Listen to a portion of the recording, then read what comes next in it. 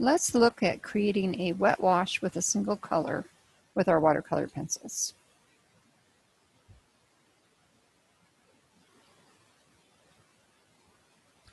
Using a wash with water starts out just like the dry pencil technique, only we're going to dissolve the color with our brush.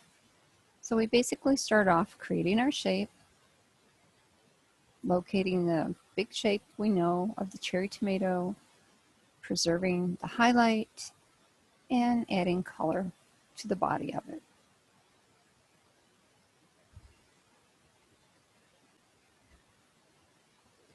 Just add a little, add enough color, just like we did in the first example. We won't be going quite as far.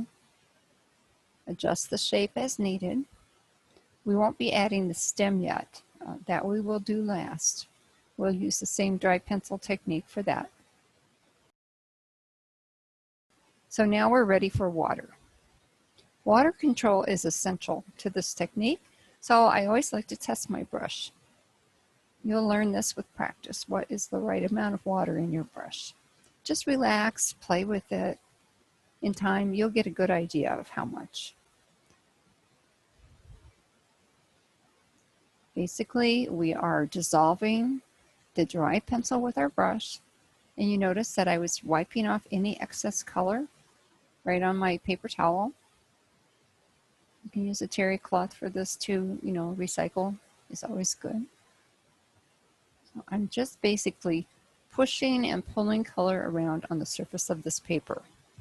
This paper is not extremely absorbent, so some and most will stay on the surface. You'll find some watercolor papers tend to be a bit more absorbent in terms of color. Okay. So now I'm going to choose my dark green pencil with a nice sharp point.